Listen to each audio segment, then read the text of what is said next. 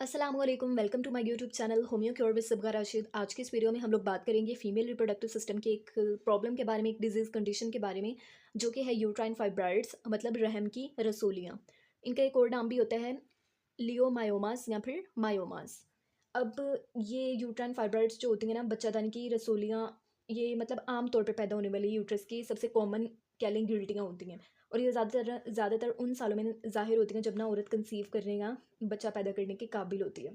ये जो रसोलियाँ होती हैं ना, ये कैंसीरियस नहीं होती और तकरीबन कभी कैंसर में तब्दील भी नहीं होती। और इनका जो है वो बच्चादानी के या यूट्रस के दूसरे जो कैंसर्स होते हैं ना, उनके ख़तरे के साथ भी इसका कोई ताल्लुक़ नहीं होता। सही है। अब जैसे कि आप लोग ये डायग्राम में देख सकते हो, अब ये टाइप्स हैं, बेसिकली ये इसकी टाइप्स हैं जो मैं आपको बताती हूँ।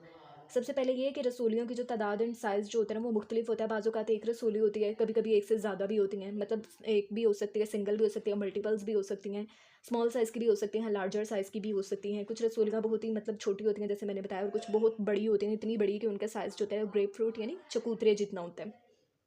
अगर रसोली ना बहुत ज़्यादा बढ़ जाए तो बच्चादानी की जो अंदरूनी एंड बैरूनी यानी एक्सटर्नल एंड इंटरनल जो उसकी स्ट्रक्चर होती है ना, वो एनाटमी उसकी डिस्टॉर्ट हो जाती है। उसकी कह लें शक्ल में बिगाड़ पैदा हो जाता है यूट्रस की। और स्वेयर केसेस में ऐसा होता है कि ये इतनी बड़ी हो जाती हैं कि फ़ीमेल का जो पेट का हिस्सा होता है ना, वो उभरा सा लगता है, ऐसा लगता है वो प्रेग्नेंट है, हालांकि वो प्रेग्नेंट नहीं होती। ज़्यादातर औरतों में ना ज़िंदगी के किसी भी हिस्से में ये रसोलियाँ किसी न किसी हिस्से में ज़रूर बनती हैं, ज़्यादातर औरतों में। लेकिन अक्सर औक़ात इनमें मतलब कोई सिम्पटम्स वगैरह मोस्टली नहीं देखने को मिलती। और ज़्यादातर ऐसा होता है कि फ़ीमेल जब अपने पेल्विक एग्ज़ामिनेशन यानी वैसे ही गायनेकोलॉजिस्ट के पास जाती है, वो उसका पेल्विक एग्ज़ामिन करती है, तो फिर जो है वो अल्ट्रासाउंड करने के वक़्त इत्तफ़ाक़न कह लेंगे मालूम होती हैं। तो जैसे कि आप लोग ये डायग्राम में भी देख सकते हो, सो तकरीबन रिप्रोडक्टिव एज की 20 to 50% ऑफ फीमेल्स जो होती हैं ना, उनके अंदर इसके होने के चांसेस मतलब ज़्यादा होते हैं, उनमें फाइब्रॉइड्स होते हैं। और अगर इसके लाइफ टाइम रिस्क की अगर बात की जाए, तो उसमें ये होता है कि 50 साल तक फाइब्रॉइड पैदा होने का जो खतरा होता है ना, वो 70 to 80% तक होते हैं। इसके अलावा अगर एज एंड रेशियल फैक्टर्स के हवाले से बात की जाए, उसमें वेरिएशंस पाई जाती हैं, यानी फाइब्रॉइड जो होती हैं ना, वो 35 से 54 की उम्र की ख़वातीन जो होती हैं ना, उनमें पाई जाती हैं। और इसके अलावा जब उनकी एज 35 से बढ़ जाती है ना, तो उनमें फाइब्रॉइड्स होने की शरह जो होती है ना, वो 20 to 40% के दरमियान में होती है।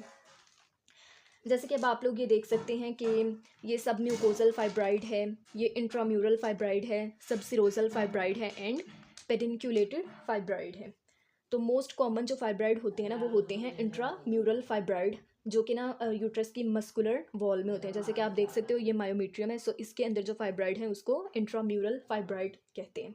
ये मोस्ट कॉमन सबसे आम यही पाए जाते हैं। उसके अलावा है सब सिरोजल फाइब्राइड। सब सिरोजल फाइब्राइड का मतलब ये होता है कि ये यूट्रस की ऊपर वाली सरफेस के ऊपर है, ये यूट्रस है, सो उसकी जो ऊपर वाली सरफेस है उसके ऊपर जो फाइब्राइड मौजूद है ना, इसको कहते हैं सब सिरोजल फाइब्राइड। और ये जो होता है ना, ऐसे भी मतलब मौजूद होता है यूट्रस के आउटर आउटर लेयर के ऊपर, लेकिन ये किसी ना किसी स्टैक की मदद से भी जो है वो उसके साथ यूट्रस के साथ अटैच होता है, तो उस केस में फिर इसको कहते हैं पेडिनक्यूलेटेड फाइब्राइड। यानी कि ये एक स्टैक की मदद से जो है वो यूट्रस के साथ कनेक्ट है और मशरूम लाइक अपीयरेंस दे रहा है। उसके बाद जो है वो इसकी टाइप है सब म्यूकोजल फाइब्राइड। सब म्यूकोजल फाइब्राइड यूट्रस की इनर सरफेस यानी कि मायोमीट्रियम की तरफ होती है, जैसे कि ये मायोमीट्रियम है, सो उसकी तरफ जो फाइब्राइड है उसको सब म्यूकोजल फाइब्राइड कहते हैं। अब सब म्यूकोजल फाइब्राइड मैंने बात की कि एंडोमेट्रियम की तरफ है, और ऑब्वियसली यहीं पर तो जो है वो फर्टिलाइजेशन के बाद आके जाइगोट ने इम्प्लांट करना होता है। लेकिन अगर यहाँ पर सब सीरोजल फाइब्राइड है फीमेल के, सब म्यूकोजल सॉरी फाइब्राइड है फीमेल के, तो फिर उसमें क्या होता है कि सिग्निफिकेंट सिम्टम्स मतलब आ सकते हैं, यानी उसमें जो है वो इनफर्टिलिटी के फिर फीमेल्स के अंदर चांसेस ज़्यादा होते हैं। और वैसे अगर वो प्रेग्नेंट नहीं हुई तो फिर उसके अंदर हैवी ब्लीडिंग होती है, जो कि इस चीज़ की मतलब निशानी होती है कि उसमें सब म्यूकोजल फाइब्राइड है, जिसमें आम हालात में फ़ीमेल को फिर क्या होगी, मैंने बात की कि हैवी ब्लीडिंग होगी, और अगर कंसीव करना चाहती है नहीं कर पाएगी, इनफर्टिलिटी की सिम्टम्स उसके अंदर देखने को मिलेंगी। उसके अलावा ना अदर फाइब्राइड्स जो लेस कॉमन होते हैं 1 to 2%, वो होते हैं सर्वाइकल फाइब्राइड्स। सर्वाइकल यानी कि सर्विक्स में होते हैं। अगर वो सर्विक्स की सामने वाली वॉल में है, यानी इंटीरियर में मौजूद है, सर्विक के सामने वाली जो वॉल है, इंटीरियर वॉल के अंदर अगर वो बन जाए, तो उसमें क्या होता है कि वो फाइब्राइड जो होता है ना, फिर एंटीरियर में आपको पता है ब्लैडर पड़ा हुआ है, तो उसके ऊपर प्रेशर डालते हैं, जिसकी वजह से फिर फीमेल में यूरिन से रिलेटेड सिम्टम्स आती हैं, या तो उसको पेशाब की बार बार हाजत होती है, या फिर उसको यूरिन खुल के पास आउट नहीं होता। इसी तरह से अगर सर्वाइकल सर्विक्स की वो पोस्टीरियर वॉल में फाइब्राइड बना है ना, तो इसका मतलब आपको पता है बैक पे रेक्टम है, तो फिर क्या होगा, बैक पे प्रेशर डेवलप होगा, जिसकी वजह से फिर फीमेल को कॉन्स्टिपेशन की सिम्टम देखने को मिलेगी। लेटरल सर्वाइकल फाइब्राइड मतलब कि ऐसा होता है कि सर्विक्स में साइड्स के ऊपर अगर फाइब्राइड बन गया ना, तो फिर आपको पता है साइड्स में क्या पड़ी होती हैं, यूरिटर्स वो ट्यूब होती हैं जो किडनी से यूरिन को लेके ब्लैडर में आ रही होती हैं। तो अगर उनके ऊपर प्रेशर पड़ेगा तो हाइड्रोनेफ्रोसिस हो जाएगी, यानी यूरिन ब्लैक फ्लश करके बैक फ्लश उसका बैक फ्लो होकर किडनी पे जाएगा और हाइड्रोनेफ्रोसिस की कंडीशन पैदा हो जाएगी। इसी तरह से सेंट्रल फाइब्राइड यानी कि जो बिल्कुल जो है वो सर्विक्स की केनाल के दरमियान में मौजूद होते हैं ना, तो उसमें ये होता है कि फिर जो है वो फीमेल को लेबर के दौरान काफ़ी मुश्किल का सामना करना पड़ता है, क्योंकि पूरा सर्विक्स ही ब्लॉक है, तो बेबी फिर बाहर कैसे आएगा, ऑब्स्ट्रक्शन की कंडीशन पैदा हो जाती है। ये सारी की सारी इसकी टाइप्स थी। तो अब हम लोग बात करते हैं कि इसके कॉजेज़ क्या हैं, कि आखिर ये क्यों हो जाते हैं। सो कॉजेज़ की अगर बात की जाए तो जेनेटिक्स इसका सबसे मेन कॉज है। जैसे कि आपको पता है कि अगर फीमेल की मदर या फिर उसकी सिस्टर में फाइब्राइड्स पाए जा रहे हैं ना, तो फिर उस वाली फीमेल के अंदर फाइब्राइड्स होने के चांसेस ज़्यादा होते हैं। और म्यूटेशन होती है जीन्स के अंदर, जैसे कि MED12 एक जीन होता है, तो उसके अंदर म्यूटेशन होता है, वो जनरेशन टू जनरेशन पास होती है एक नस्ल से दूसरी नस्ल में। सो यूट्राइन फाइब्राइड्स इस तरह से नस्ल दर नस्ल भी मुंतकिल होता है। उसके अलावा हार्मोन्स की अगर बात की जाए ना, तो ये जो यूट्राइन फाइब्राइड्स होते हैं ना, जैसे कि आपने डायग्राम में देखा, तो ये फाइब्राइड्स जो होते हैं ना, ये प्रोजेस्टेरोन एंड एस्ट्रोजन को लेकर ना बहुत सेंसिटिव होते हैं, यानी इनके पास यूट्रस की मायोमीट्रियम जो नॉर्मली मायोमीट्रियम है उसके पास जो एस्ट्रोजन एंड प्रोजेस्टेरोन को लेकर रिसेप्टर्स है ना, इन वाले फाइब्राइड्स के पास उनकी निस्बत ज़्यादा रिसेप्टर्स होती हैं, यानी नॉर्मल यूट्राइन मायोमीट्रियम की निस्बत यूट्राइन फाइब्राइड्स के पास ईस्ट्रोजन एंड प्रोजेस्टेरोन को लेके रिसेप्टर्स ज़्यादा मौजूद होते हैं। यही वजह है कि वो उनको ज़्यादा यूट्राइन मायोमेट्रियम की निस्बत ज़्यादा रिस्पॉन्ड कर रहे होते हैं, तो इस वजह से भी उनकी ग्रोथ जो है वो बरकरार रहती है। जैसे कि आपको पता है कि प्रोजेस्टेरोन जो होता है ना वो सेलुलर ग्रोथ करवाएगा, और वहाँ पर ही ये फाइब्राइड्स जो है ना वो सर्वाइव भी करते रहेंगे। उसके बाद इसकी एक वजह होती है ग्रोथ फैक्टर्स। ग्रोथ फैक्टर्स कह लेंगे कि ऐसे नेचुरल केमिकल्स होते हैं जो प्रोटीन एंड पेप्टाइड्स पर मुश्तमिल होते हैं। बॉडी में ये ना कंट्रोल करते हैं कि किस तरह से कोई सेल ग्रो करेगा, डिवाइड करेगा और अपने आप को रिपेयर करेगा। कह लेंगे ये ना एक सिग्नल्स के तौर पे एक्ट करते हैं जो सेल्स को बताते हैं कि अब आप मल्टीप्लाई हो जाओ, अब आप मल्टीप्लाई होकर न्यू टिश्यू बना दो। तो ये जो फाइब्राइड्स वाली फीमेल होती है ना, उनके पास मायोमीट्रियम के अंदर यानी यूट्रस की जो दूसरी मस्कुलर लेयर है उसके अंदर ना इन ग्रोथ फैक्टर्स की एक्सप्रेशन बहुत ज़्यादा होती है। यानी ये जो ग्रोथ फैक्टर्स है ना, फीमेल फाइब्राइड्स वाली फीमेल की मायोमेट्रियम में अपने आप को बहुत ज़्यादा एक्सप्रेस कर रहे होते हैं, ओवर एक्सप्रेस कर रहे होते हैं यूट्रस की स्मूथ मसल सेल्स के अंदर, ठीक है। तो उसकी वजह से फिर क्या होता है कि ऑब्वियसली फिर वहाँ पर जो है वो एक्सेसिव सेलुलर प्रोलिफरेशन होगी, कोलेजन प्रोटेक्शन होगी, और फाइब्राइड्स जो हैं वो फिर ग्रो करते चले जाएंगे। ग्रोथ फैक्टर्स में ना इनके अंदर मेनली IGF यानी कि इंसुलिन लाइक ग्रोथ फैक्टर होता है, EGF यानी एपिडर्मल ग्रोथ फैक्टर होता है, PDGF यानी प्लेटलेट डिराइव्ड ग्रोथ फैक्टर। तो ये मिलके ना कह लेंगे वहाँ पे सेलुलर ग्रोथ को स्टिमुलेट करवा रहे होते हैं, और साथ ही साथ वो सेलुलर प्रोलिफरेशन को प्रमोट कर रहे होते हैं। TGF transforming growth factor beta, ये सारे मिलके ये सारे ग्रोथ फैक्टर्स होते हैं। उसके बाद है ECM एक्यूमुलेशन। ECM का मतलब होता है एक्स्ट्रा सेलुलर मैट्रिक्स। अब ना क्या होता है कि फाइब्राइड का जो स्टोमा होता है उसमें यानी फाइब्राइड्स के जो सेल होंगे ना उसके अंदर मैट्रिक्स की जो एक्यूमुलेशन होगी ना वो बहुत ज़्यादा होगी। इसको इस तरह से समझेंगे जैसे ईंटें होती हैं, उनके दरमियान में आप बहुत ज़्यादा सीमेंट जब लगाना शुरू कर दो तो उनमें क्या हो जाएगी, वो एबनॉर्मली लार्ज होते हैं, एबनॉर्मली लार्ज होती हैं।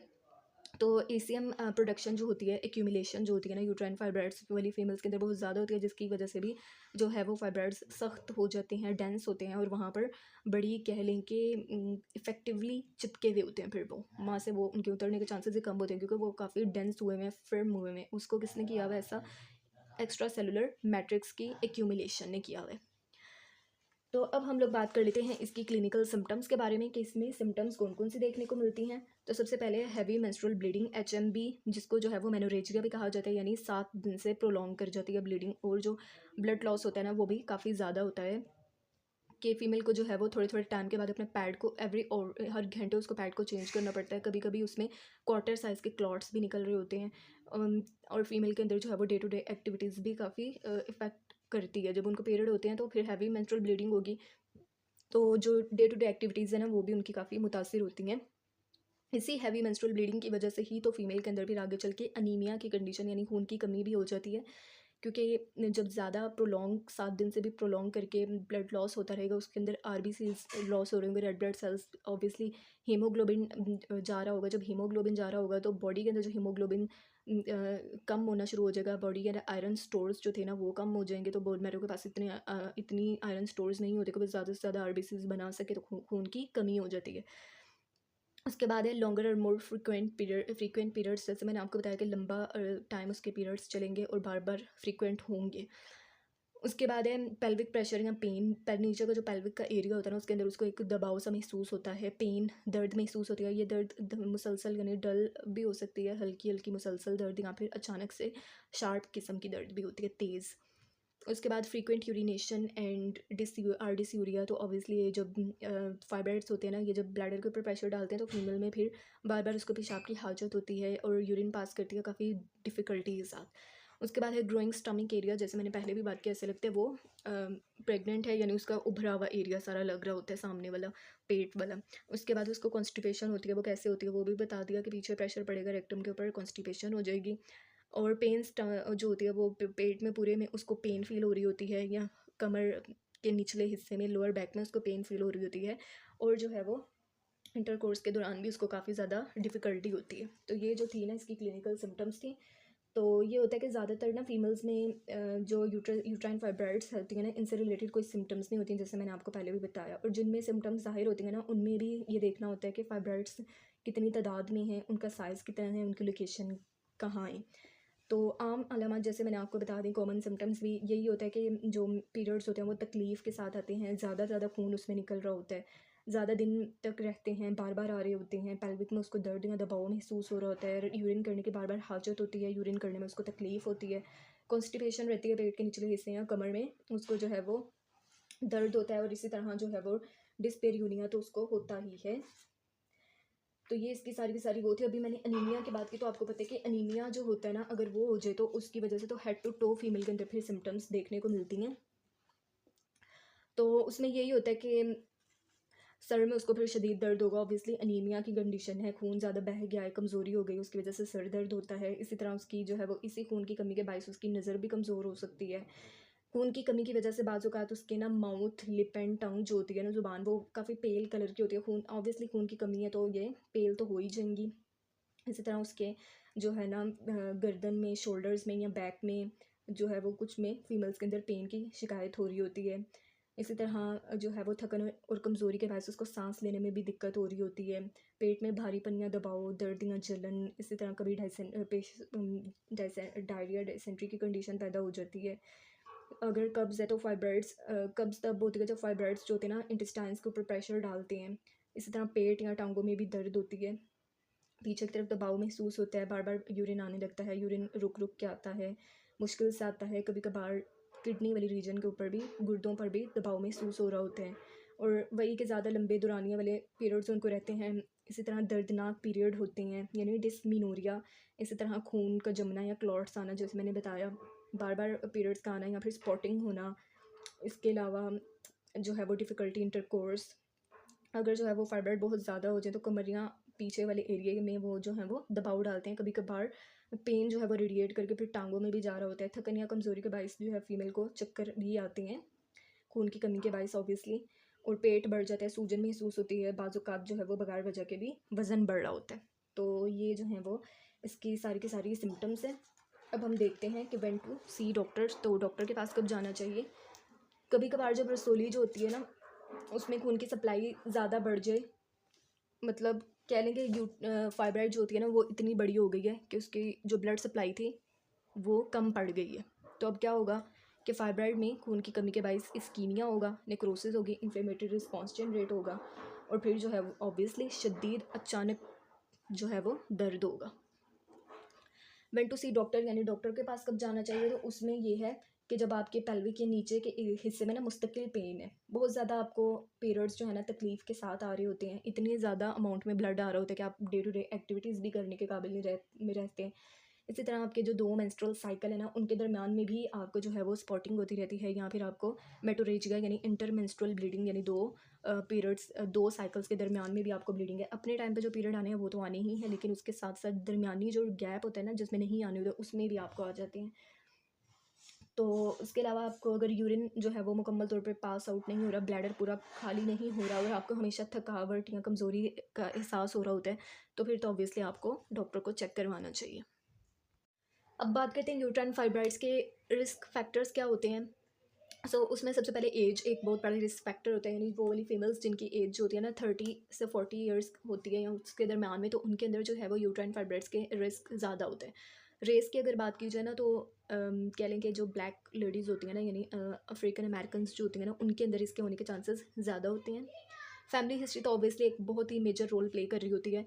ओबेसिटी, जिनका बीएमआई बहुत ज़्यादा होता है, तो उनके अंदर आपको पता है जो लोग ओबीस होते हैं ना, तो उनके अंदर एडिपोज टिश्यूज़ ज़्यादा हैं, और वो एडिपोज टिश्यूज़ जो होते हैं ना, वो एस्ट्रोजन को कह लें कि एस्ट्रोजन के लेवल को बॉडी में रेज़ करने के एक बहुत बड़ी वजह होते हैं। तो इसलिए ओबेसिटी जो होती है ना, वो भी इसका एक रिस्क फैक्टर है, क्योंकि एस्ट्रोजन रेज़ होगा तो यूट्राइन फाइब्रॉइड्स भी बनने के चांसेस ज़्यादा होंगे। डाइट की अगर बात की जाए, तो वो जो फीमेल्स रेड मीट का अपनी डाइट में बहुत यूज़ करती हैं, तो इसकी वजह से ऑब्वियसली बॉडी के अंदर एक इन्फ्लेमेशन चलती है, तो उसकी वजह से भी जो है वो यूट्राइन फाइब्रॉइड्स के चांसेस ज़्यादा हो जाते हैं। अगर वो बैलेंस डाइट नहीं लेती हैं, जैसे कि वो रेड मीट भी अपनी डाइट में यूज़ करती रहती हैं, ग्रीन फ्रूट्स एंड वेजिटेबल्स का यूज़ नहीं करती, तो फिर उनमें जो यूट्राइन फाइब्रॉइड्स हैं ना, उनके चांसेस ज़्यादा होंगे। विटामिन डी जो होता है ना, एक ऐसा विटामिन है जो कि ना एंटी प्रोलिफरेटिव इफेक्ट रखते हैं, यानी आपकी बॉडी के अंदर किसी भी चीज़ को एबनॉर्मली ग्रो नहीं करवाने देता ये विटामिन डी। तो ऑब्वियसली इसकी डेफिशिएंसी भी जो है वो यूट्राइन फाइब्रॉइड्स की ग्रोथ में क्या होगी, बहुत ज़्यादा रिस्क फैक्टर के तौर पे एक्ट करेगी। हाइपरटेंशन की बात की जाए, जो फीमेल्स हाई बीपी का शिकार रहती हैं, उनके अंदर भी यूट्राइन फाइब्रॉइड्स का रिस्क ज़्यादा होता है। अर्ली मिनार्की, जिनको 10 साल की उम्र से पहले मेंसेस आ जाएँ, तो उनमें भी रिस्क ज़्यादा होते हैं। नुली पैरिटी मतलब नो हिस्ट्री ऑफ प्रेगनेंसी, अभी कोई वो फीमेल प्रेग्नेंट नहीं हुई, तो उनमें जो है वो इसके यूट्राइन फाइब्रॉइड्स का रिस्क ज़्यादा होता है। कॉम्प्लिकेशंस की अगर बात की जाए, तो अनीमिया इसकी बहुत ही मेजर कॉम्प्लिकेशन है। जैसे कि मैंने आपको बताया कि यूट्राइन फाइब्रॉइड्स में फीमेल को हैवी ब्लीडिंग होती है, मेनोरेजिया वाली कंडीशन होती है। नॉर्मली ऐसा होता है कि हर फीमेल जो होती है ना, वो नॉर्मली अपने मेंस्ट्रुअल पीरियड में 25 to 80 ml ऑफ ब्लड को लॉस करती है, ठीक। लेकिन इसके अंदर जो होता है ना, मेनोरेजिया में यूट्राइन फाइब्रॉइड्स में जो मेनोरेजिया होता है, तो उसमें more than 80 ml blood female loss करती है। इतना जब अमाउंट में ब्लड लॉस होता है, तो ऑब्वियसली एचबी जा रहा है, रेड ब्लड सेल्स जा रहे हैं, तो फिर क्या हो जाएगा, अनीमिया की कंडीशन पैदा हो जाएगी। प्रेगनेंसी से रिलेटेड जो कॉम्प्लिकेशंस आती हैं ना, वो होती है प्लेसेंटल अब्रप्शन। प्लेसेंटल अब्रप्शन का मतलब ये है कि अगर जो है वो, जैसे मैंने बात की थी कि अगर वो सब म्यूकोजल फाइब्राइड है ना एंडोमेट्रियम की तरफ, तो ऑब्वियसली फिर वहाँ पर ही तो प्लेसेंटा ने आके प्लेसेंटा फॉर्मेशन होनी होती है। तो अगर वहाँ पर प्लेसेंटा की जगह पे फाइब्राइड बना हुआ है, तो फिर प्लेसेंटा सही तरीके से अटैच ही नहीं हो सकेगा, और जो जो प्रेगनेंसी में यूट्रस फिर एक्सपैंड करेगी, तो फिर ये जो प्लेसेंटा होगा ना, पार्शली कह लें कि डिटैच हो जाएगा, पार्शली डिटैच हो जाएगा। इसको हम लोग कहते हैं प्लेसेंटल एब्रप्शन। उसके बाद जो होता है ना फीटल ग्रोथ रिस्ट्रिक्शन, तो इसमें ये होगा कि क्योंकि फाइब्राइड्स जो है ना, वो यूट्रस की जो ब्लड सप्लाई है ना, उसका बहुत ज़्यादा हिस्सा अपने लिए यूज़ करना शुरू हो जाते हैं, तो फीटस को तो उस तरह से न्यूट्रिएंट्स एंड ऑक्सीजन वगैरह नहीं मिल पाती, तो फिर इसी वजह से ये भी होता है कि जो ग्रो कर रहा था बेबी, उसकी ग्रोथ भी रुक जाती है। उसके बाद है प्री टर्म डिलीवरी। इसका मतलब यह है कि बच्चा जो है ना, वो 37th वीक ऑफ प्रेगनेंसी से भी पहले पैदा हो जाएगा। उसके अलावा जो होती इसकी मेजर एक कॉम्प्लिकेशन है, वो है इनफर्टिलिटी, यानी कि फ़ीमेल कंसीव ही नहीं कर पाती। क्यों नहीं कर पाती? क्योंकि ये जो फाइब्रॉइड्स होते हैं ना, अगर तो ये ट्यूब्स के पास हैं, तो ट्यूब्स जो फैलोपियन ट्यूब्स होती हैं ना, उनकी एम्प्यूला रीजन में फर्टिलाइजेशन होनी होती है। तो अगर ट्यूब्स के पास है, तो फर्टिलाइजेशन ही नहीं हो सकेगी, क्योंकि जो फैलोपियन ट्यूब की पेरिस्टाल्टिक या फिर कह लें कि जो फैलोपियन ट्यूब के जो सीलिया थे, जिन्होंने आगे उसको मूव करना होता है, वो क्या हो जाते हैं, डिस्टॉर्ट हो जाते हैं इस फाइब्रॉइड्स की वजह से। इस वजह से जो है वो प्रेगनेंसी नहीं हो पाएगी। जैसे कि आप लोग ये डायग्राम में देख सकते हो कि अगर तो ये फाइब्राइड बिल्कुल इधर हो, फैलोपियन ट्यूब के पास हो, तो फिर जो है वो स्पर्म एंड एग के मिलने के चांसेस ही नहीं हो पाते, जिसकी वजह से जो है वो कंसीव नहीं होगी करेगी फीमेल। तो जो है वो इसके एक रिस्क इसके कह लें कि इसकी एक मेजर कॉम्प्लिकेशन जो है वो इनफर्टिलिटी भी है, एज वेल एज ये जो फाइब्रॉइड्स होते हैं ना यूट्रस की, जैसे मैंने पहले बात की कि यूट्रस के एक्सटर्नल एंड इंटरनल स्ट्रक्चर्स को डिस्टॉर्ट कर देते हैं, यूट्रस की एनाटॉमी उसकी शक्ल को ही बिगाड़ के रख देते हैं। यूट्रस का जो इन्वायरमेंट होता है, विजाइनल माइक्रोबायोम, एंड उसके अलावा जो यूट्रस का पूरा इन्वायरमेंट है, उसको भी ये डिस्टर्ब करते हैं फाइब्रॉइड्स, तो उस वजह से भी फिर प्रेगनेंसी नहीं हो पाती। तो ये इसकी जो थी वो कॉम्प्लिकेशंस थी। प्रिवेंशन की बात की जाए, तो यूट्राइन फाइब्रॉइड्स को से बचा भी जा सकता है, और अगर ये हो गए हैं तो इसको ख़त्म भी किया जा सकता है, यानी अपनी लाइफस्टाइल के अंदर चेंजेस पैदा करके। तो सबसे पहले तो डाइटरी चेंजेस हैं। उसमें ये होता है कि आपको जो है वो अपनी डाइट के अंदर फाइबर्स का इंटेक ज़्यादा करना चाहिए, क्योंकि जो फाइबर होते हैं ना, जितना ज़्यादा आप लेंगी, उतने ही ज़्यादा क्या करेंगे कि आपकी बॉडी के अंदर जो एक्सेसिव एस्ट्रोजन है ना, उसको लेके आपकी बॉडी से ये बाहर निकलेंगे, जिससे आपका एस्ट्रोजन लेवल जो होता है नॉर्मल हो जाएगा, क्योंकि एक्सेसिव एस्ट्रोजन ही तो यूट्राइन फाइब्रॉइड्स की वजह है। तो इसमें आपको ये करना चाहिए कि आप जो है वो plenty of fruits and vegetables का यूज़ करें, होल ग्रेन्स का यूज़ करें, जैसे कि आप ब्राउन राइस का यूज़ करें, ओट्स का यूज़ करें। उसके अलावा आपको जो है वो वाइट मीट चूज़ करना चाहिए, यानी चिकन एंड फिश खा सकते हैं। फैटी फिश स्पेशली आपको लेनी चाहिए जिसके अंदर ओमेगा 3 फैटी एसिड्स होते हैं। रेड मीट नहीं लेना चाहिए, प्रोसेस्ड मीट भी नहीं लेना चाहिए जैसे कि लैम एंड बीफ जो होते हैं, क्योंकि ये आपकी बॉडी के अंदर इन्फ्लेमेशन की वजह बन सकते हैं, तो उससे रिस्क फैक्टर होता है ये उसके लिए, फाइब्राइड्स के लिए। इसके अलावा आपको अपनी डाइट के अंदर ना प्रायोरिटाइज़ करना चाहिए विटामिन डी को, क्योंकि विटामिन डी मैंने आपको बताया कि एंटी प्रोलिफरेटिव इफेक्ट रखता है। इसके अलावा एंटीऑक्सीडेंट्स जो होते हैं ना, उनका भी अपनी डाइट के अंदर शामिल करना चाहिए। और वो एंटीऑक्सीडेंट्स किन के अंदर मौजूद होते हैं, वो ब्राइटली कलर्ड जो फ्रूट्स एंड वेजिटेबल्स होते हैं ना, उनके अंदर होते हैं रिच अमाउंट में मौजूद एंटीऑक्सीडेंट्स, तो आपको वो यूज़ करना चाहिए। उसके अलावा कैफ़ीन फूड्स का इस्तेमाल नहीं करना चाहिए। जो रेड एंड प्रोसेस्ड मीट होती है ना, उनको नहीं इस्तेमाल करना चाहिए, क्योंकि वो आपकी बॉडी में जाके एस्ट्रोजन लेवल को रेज़ कर देते हैं, इन्फ्लेमेशन हो जाती है और उससे यूट्राइन फाइब्रॉइड्स के रिस्क फैक्टर बढ़ जाते हैं। रिफाइंड शुगर एंड कार्बोहाइड्रेट्स का यूज़ नहीं करना चाहिए, क्योंकि जब आप ऐसी चीज़ें लेते हैं तो आपका जो शुगर लेवल है वो स्पाइक करता है, ब्लड शुगर लेवल, इसी के साथ इंसुलिन भी स्पाइक करती है। और फिर जो है वो क्या हो जाता है, आपका वेट भी गेन होता है। और वेट गेन होना आपको पता है ये एक बहुत बड़ी वजह है। शुगर होना, शुगर का लेवल रेज़ हो जाना, वेट गेन होना, इंसुलिन का लेवल रेज़ हो जाना बहुत बड़ी वजह होती है यूट्राइन फाइब्रॉइड्स के डेवलप होने में। जो रिफाइन जो मैंने अभी बात की, जैसे कि ये कार्ब्स वगैरह हैं या रिफाइंड शुगर है, इसमें क्या आ जाती हैं चीज़ें, शुगरी ड्रिंक्स आ जाती हैं, जैसे सोडास होती हैं, एनर्जी ड्रिंक्स होती हैं, जूसेस होते हैं। इसी तरह से डिज़र्ट वगैरह जैसे cakes, cookies, pastries, donuts, muffins, ice creams, chocolates, candies. इसी तरह वाइट रिफाइंड ग्रेन्स के अंदर आ जाते हैं white bread, white rice. Regularly अगर आप पास्ता यूज़ कर रहे हो, पिज़्ज़ा यूज़ करते हो, chips, crackers, snack foods, ketchup and barbecue sauces, ये सारी की सारी जो चीज़ें हैं ना, ये आपके बॉडी के अंदर यूट्राइन फाइब्रॉइड्स के होने के चांसेस को बढ़ा देती हैं। तो उसके बाद आपने करना ये होता है कि आप जो है वो हाइड्रेटेड रहें, अपनी हाइड्रेशन का ख्याल रखें, 7 से 8 गिलास पानी पिएँ। किसी किस्म का कोई स्ट्रेस है तो उससे जो है वो उसको मैनेज करें, रिलैक्सेशन टेक्निक्स करें उसके लिए, जैसे आप योगा कर सकते हो, मेडिटेशन कर सकते हो, डीप ब्रीदिंग कर सकते हो। जैसे कि इधर भी हम लोगों ने ये इधर बात की कि रिस्क फैक्टर में स्ट्रेस एक बहुत बड़ी वजह होती है, क्योंकि स्ट्रेस जो होता है ना आपके हाइपोथैलेमो पिट्यूटरी एड्रीनल एक्सिस को स्टिमुलेट कर देता है, जिसकी वजह से बॉडी में फिर क्रोनिक इन्फ्लेमेशन चलती है, हार्मोनल फ्लक्चुएशंस हो जाती हैं और फिर यूट्राइन फाइब्रॉइड्स हो जाता है। उसके बाद जो फीमेल्स जो होती हैं रेगुलर बेसिस के ऊपर हैवी मेकअप करती हैं, तो जो मेकअप आइटम्स होती हैं ना, उनके अंदर केमिकल्स होते हैं ख़तरनाक किस्म के, कह लें वो एंडोक्राइन डिसरप्टर्स होते हैं, जो आपकी बॉडी में जाके हार्मोनल इम्बैलेंस की वजह बनते हैं, और फिर वो हार्मोनल इम्बैलेंस आपके यूट्राइन फाइब्रॉइड्स की वजह बन जाता है। यानी इसके अंदर क्या क्या कौन से केमिकल्स होते हैं, इसमें होते हैं फैलेट्स एंड पैराबिन्स। कुछ कॉस्मेटिक्स में होते हैं और मतलब कुछ में, और जो मैंने बताया कि रेगुलर बेसिस पे जो यूज़ करेंगे, excess of everything is bad, तो जो रेगुलर बेसिस के ऊपर यूज़ करेंगे मेकअप, तो उनमें तो फिर जाहिर सी बात है इसके चांसेस बहुत ज़्यादा होते हैं, क्योंकि ये आपके हार्मोन्स जैसे कि एस्ट्रोजन या डिसरप्टर्स है ना, एस्ट्रोजन को डिसरप्ट करते हैं, फाइब्रॉइड की ग्रोथ करवा देते हैं। इसी तरह अगर आपको अपना रिस्क यानी ये मेकअप करना है तो ऐसा वाला मेकअप करें, ऐसे प्रोडक्ट्स चूज़ करें जो फैलेट फ्री हैं, पैराबिन फ्री हैं। बात कर लेते हैं इसकी होम्योपैथिक मेडिसिन के बारे में। तो होम्योपैथिक में हमेशा हम मेडिसिन को रिकमेंड करते हैं या प्रिस्क्राइब करते हैं पेशेंट की जो है वो साइकोलॉजी को देखकर, उसके टेम्परामेंट को, उसके बिहेवियर को, उसके थर्मल रिलेशन को, उसकी जो है वो फिजियोगनोमी को, और मोस्ट इंपॉर्टेंटली उसकी इंडिविजुअलाइजेशन को। सो यहाँ पर जो होम्योपैथिक मेडिसिन मैं आपको बताती हूँ वो जस्ट फॉर मैं अवेयरनेस बताती हूँ। सो सबसे पहले इसकी मेडिसिन होती है सबाइना ऑफिशिनैलिस। सबाइना ऑफिशिनैलिस में ये होता है कि फ़ीमेल में यूट्राइन फाइब्रॉइड के दौरान बहुत ज़्यादा की वजह से जो है वो बहुत ज़्यादा ब्लीडिंग होती है, ब्राइट रेड ब्लड होता है, उसमें क्लॉट्स होते हैं। ये जो ब्लीडिंग होती है ना, ये मोशन ज़रा सी फीमेल हरकत करे, चले फिरे इस तरह से ना, या फिर गर्माइश की वजह से ये बहुत ज़्यादा होने लग जाती है। पेट के निचले हिस्से या कमर में दर्द जो होता है ना, पूरे जिस्म में खिंचाव की तरह फील हो रहा होता है। मेंसेस जो होते हैं पेनफुल होते हैं और बार बार होते हैं और काफ़ी प्रोलॉन्ग भी होते हैं, लंबे होते हैं। कैलकेरिया कार्बोनिका भी इसकी एक मेडिसिन होती है, जिसमें जो है फाइब्रॉइड्स आहिस्ता आहिस्ता से यानी कि प्रोग्रेसिवली ग्रो कर रहे होते हैं, निचले पेट में या पेट के निचले हिस्से में भारीपन या वज़न महसूस होता है। और इसके अलावा इरेगुलर पीरियड्स होते हैं, बाजू का क्लॉट्स भी उसमें आ रहे होते हैं, फीमेल बहुत जल्दी जो है वो थकावट महसूस करती है, उसका वज़न भी काफ़ी ज़्यादा होता है या मोटापे की तरफ माइल उसका जिस्म होता है। अंडे, मीठा या दूध के से बनी हुई जो चीज़ें होती हैं ना, वो खाने की उसको ख्वाहिश हो रही होती है। यूट्रस उसकी जो होती है ना वो बड़ी, यहाँ पर बहुत ज़्यादा यानी साइज़ में बड़ी होती है, यहाँ पर बहुत ज़्यादा सेंसिटिव होती है।